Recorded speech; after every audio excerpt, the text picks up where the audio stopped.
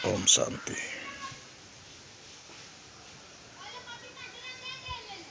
आज की प्रेरणादायक कहानी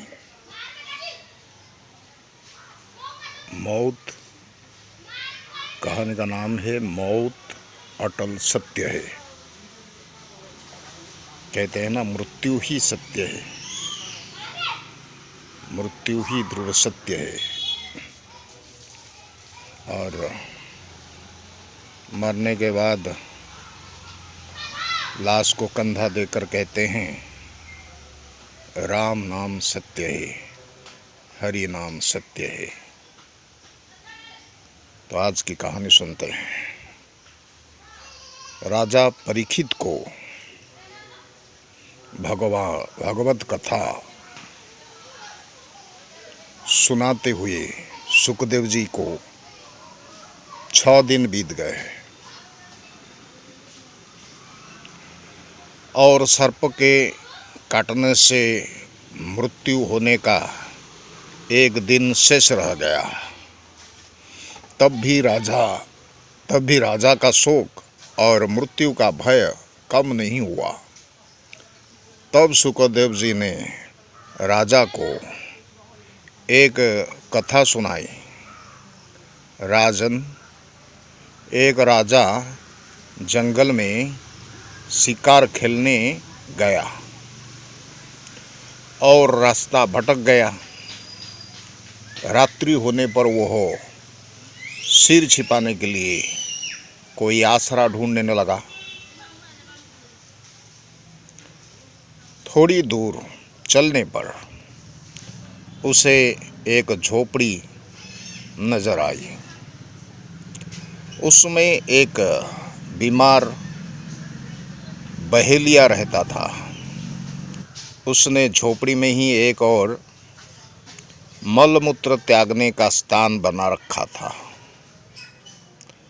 और अपने खाने के लिए जानवरों का मांस झोपड़ी की छत पर टांग रखा था। वह बहुत छोटी दुर्गंध युक्त झोपड़ी थी। उसे देखकर राजा पहले तो ठिठका, पर कोई और आश्रय न देख उसने विवशतावश बहेलिए से झोपड़ी में रात भर ठहरा लेने की प्रार्थना की। बहेलिया बोला, मैं भटके हुए राहगीरों को अक्सर ठहराता रहा हूँ, लेकिन दूसरे दिन और जाते समय वे बहुत झंझट करते हैं। वे इस झोपड़ी को छोड़ना ही नहीं चाहते।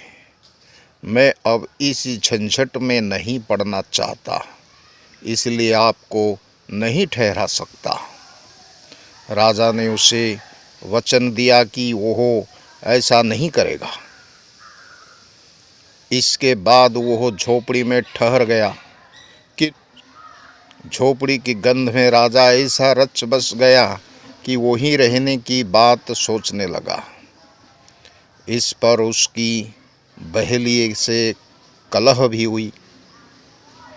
वह झोपड़ी छोड़ने में भारी कष्ट और शोक का अनुभव करने लगा। यह कथा सुनाकर सुखदेव जी ने राजा परीक्षित से पूछा, क्या उस राजा के लिए यह झंझट उचित था?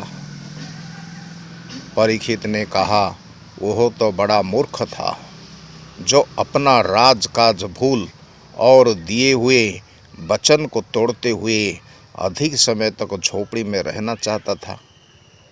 आखिर वह राजा कौन था?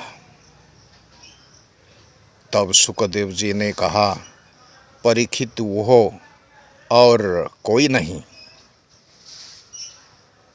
तब सुखदेव जी ने कहा, परीक्षित, वह और कोई नहीं, तुम स्वयं हो। इस मलमूत्र की कोठरी देह में जितने समय तुम्हारी आत्मा को रहना जरूरी था, वह अवधि पूरी हो गई। अब इसे दूसरे लोग को जाना है। इस पर भी आप झंझट फैला रहे हैं, मरने का शोक कर रहे हैं। क्या यह उचित है? यह सुनकर परीक्षित ने मृत्यु के भय को भुलाते हुए मानसिक रूप से निर्वाण की तैयारी कर ली और अंतिम दिन का कथा श्रवण पूरे मन से किया। वस्तुतः शरीर तो कभी न कभी नष्ट होना ही है, पर आत्मा कभी नहीं मरती।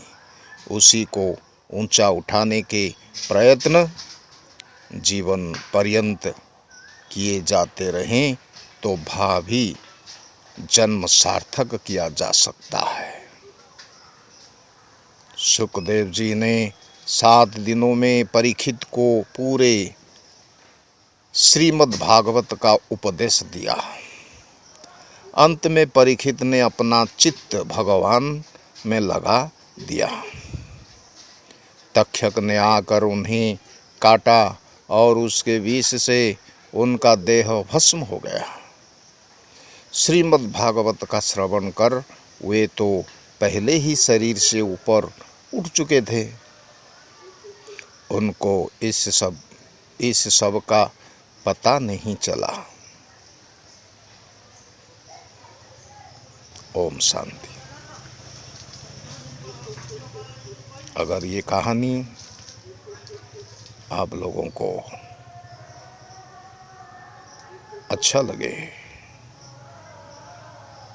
तो इसे लाइक कीजिए, शेयर कीजिए, सब्सक्राइब कीजिए, ताकि ऐसी अच्छी कहानी पहले आपको देखने को मिले। और बेल आइकन को भी दबा दीजिए और ये कहानी को दूसरों से ज़रूर शेयर कीजिए। ओम शांति।